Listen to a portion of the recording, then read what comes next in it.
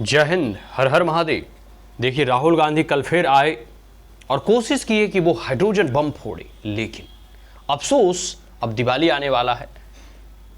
Supreme court ने जो है बम फोड़ने पर प्रतिबंध लगा दिया। आय हाय, मतलब राहुल गांधी जो है हाइड्रोजन बम फोड़ते फोड़ते रह गए और हाथ में लाए छुर छुर ड्रम, मुर्गा छाप। खैर, वो फूट नहीं सका और फुस हो गया।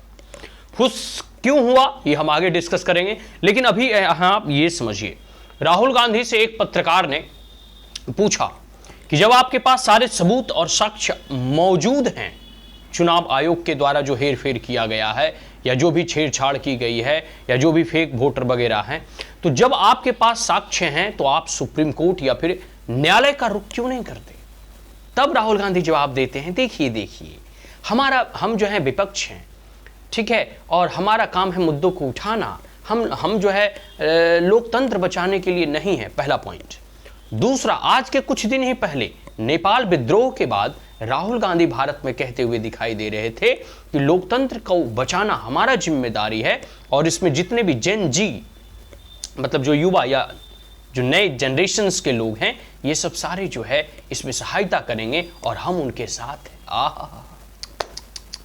राहुल गांधी 2024 में चुनाव हुए, अभी एक साल भी नहीं बीता है, ठीक है।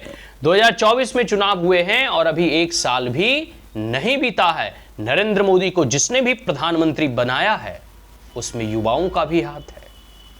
तो यह मत समझिएगा कि युवा राहुल गांधी के साथ खड़ा है या कांग्रेस के साथ खड़ा है। अगर युवा राहुल गांधी और कांग्रेस पार्टी के साथ खड़ा होती तो कांग्रेस पार्टी की अभी दिल्ली में सरकार होती, कांग्रेस पार्टी की अभी दिल्ली में सरकार होती और कांग्रेस पार्टी की बिहार में सरकार होती। लेकिन बिहार में तो कांग्रेस पार्टी अपनी जनाधार खो चुकी है और साथ साथ केंद्र में भी अपनी धीरे धीरे जनाधार खोते जा रहे हैं। तो अब वो सोच रहे हैं क्योंकि लीगल वे में जो डेमोक्रेसी और लोकतंत्र का तरीका है कि हर 5 साल में चुनाव होते हैं, लेकिन बार बार चुनावी हार के कारण राहुल गांधी इतने निराश हो चुके हैं, इतनी आशा खो चुके हैं कि अब उन्हें लगता है कि हम जो है चुनाव ऐसे तो जीत नहीं सकते हैं। अब मौजा पहनकर खेत में हेलिएगा तो बिहार की जनता आपको वोट दे देंगे। अब देख लेना, ये बिहार वाला भी चुनाव हारेंगे। महागठबंधन बिहार में भी चुनाव हारने जा रही है और दोबारा बिहार में एनडीए और नीतीश बाबू के नेतृत्व में सरकार बनने जा रही है। तो इनको अगर लगता है कि मौजा पहनकर या आलू से सोला निकाल के मिर्ची जो है कहां उगता है, मतलब इनको लगता है कि जनता ऐसे वोट कर देगी, युवा इन्हें सपोर्ट कर देगी। ऐसा बिल्कुल भी नहीं है। इस गलफत में और इस गलतफहमी में राहुल गांधी और कांग्रेस पार्टी ना रहे तो बेहतर है, ठीक है। चलिए, तो हाइड्रोजन बम तो ये फोड़ नहीं पाए और हुआ कि 75वें वर्षगांठ नरेंद्र मोदी का था। पूरी की पूरी दुनिया और देश के जितने भी मीडिया जगत थे, जितने भी टीवी चैनल्स थे, हर जगह मोदी में था। और यहां तक कि जो अब तक हमसे रूठे थे अमेरिका, उसके राष्ट्रपति डोनाल्ड ट्रंप ने भी भारत के प्रधानमंत्री नरेंद्र मोदी से फोन लगा के बात किया कि भारत एक महान देश है, दोनों मैच्योर डेमोक्रेसी है, दोनों नेचुरल फ्रेंड हैं, दोनों की कॉमन और शेयर डेस्टिनी है और भारत के साथ और नरेंद्र मोदी हमारे बहुत अच्छे मित्र हैं। आहा, बतलाइए, अब अमेरिका भी और डोनाल्ड ट्रंप भी भारत के सामने घुटने टेकने पर मजबूर हो गया। तो ये सामर्थ्य है 21वीं सदी के भारत का, ये सामर्थ्य है नरेंद्र मोदी सरकार का, और ये आज का नया भारत का जो है प्रधानमंत्री है, जो अमेरिका को भी अपने घुटने टेकने पर मजबूर करने में जो है सक्षम है, ठीक है। तो राहुल गांधी का तो ये बम फूटा नहीं, हाइड्रोजन बम। पूरी की पूरी मीडिया जो है नरेंद्र मोदी के 75वें वर्षगांठ पर जो है चर्चा कर रही थी। कई सारे एक्सपर्ट और पैनलिस्ट अब हर जगह मोदी मोदी मोदी मोदी जो है चर्चा का विषय बना हुआ था। कांग्रेस पार्टी का अब तक का रवैया कुछ ही शब्दों में जैसे बताऊंगा। नोटबंदी हुआ था, आप लोगों को पता है, डिमोनेटाइजेशन। कांग्रेस ने डिमोनेटाइजेशन को भी फर्जी बताया और डिमोनेटाइजेशन के बाद पहली बार यूपी में बीजेपी सरकार बना ली। देखो, लोकतंत्र में सरकार अच्छी है या खराब है, इसका सबसे अच्छा माध्यम है जानने का कि चुनाव अगर हो रहे हैं तो कौन सरकार जीत रही है। तो जो सरकार जीत रही है उसकी नीतियां अच्छी है। अब इस बात को मानकर चलिए, तो नोटबंदी के बाद यूपी में जो है बीजेपी की सरकार बनी और योगी आदित्यनाथ पहली बार मुख्यमंत्री बने।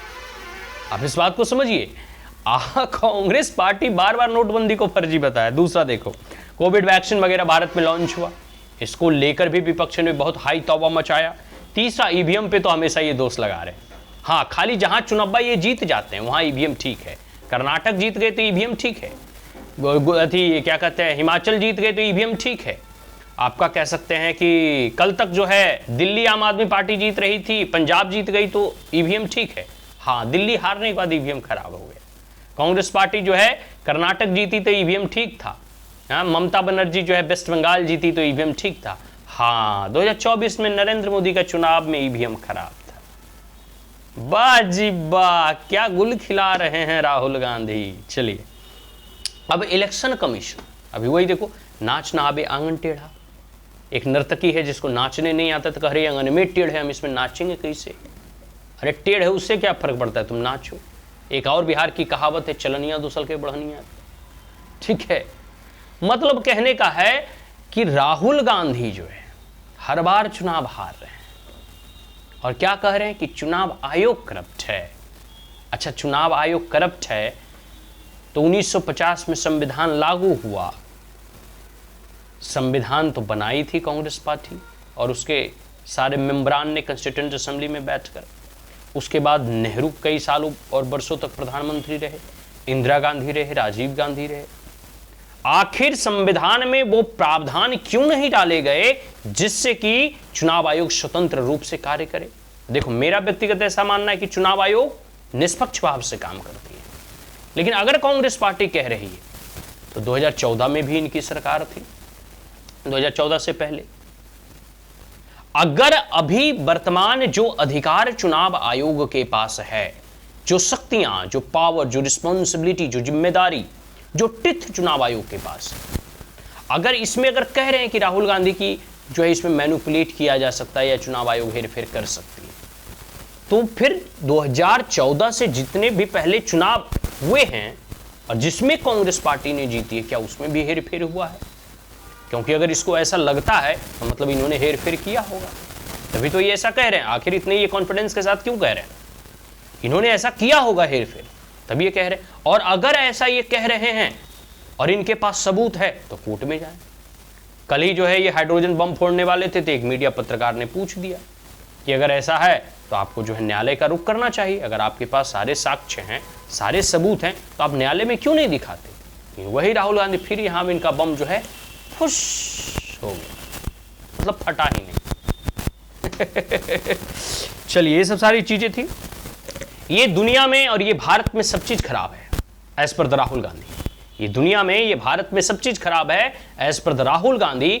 ईवीएम खराब है, चुनाव आयोग खराब है, ऑपरेशन सिंदूर खराब है, जो है आप कह सकते हो कि सर्जिकल स्ट्राइक जो पाकिस्तान में उसके भी सबूत इन लोगों ने मांगा, विपक्षियों ने।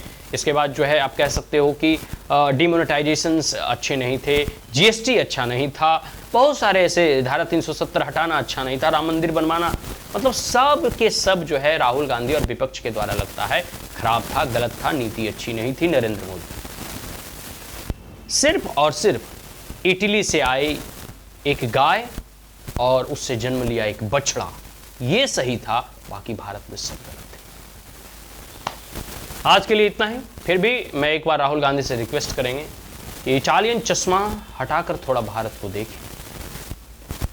भारत में जो भी संस्थाएं हैं, चाहे चुनाव आयोग हो, सीबीआई हो, ईडी हो, या फिर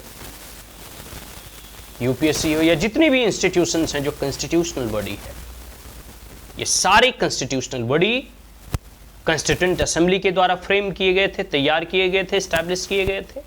दूसरा, सबसे पहले इनका यूटिलाइजेशन और इनकी मलाई जो है कांग्रेस पार्टी ने चखी है। और आज अगर इसके ऊपर दोषारोपण लगाती है कांग्रेस पार्टी, तो सबसे बड़ा दोष है कांग्रेस पार्टी का।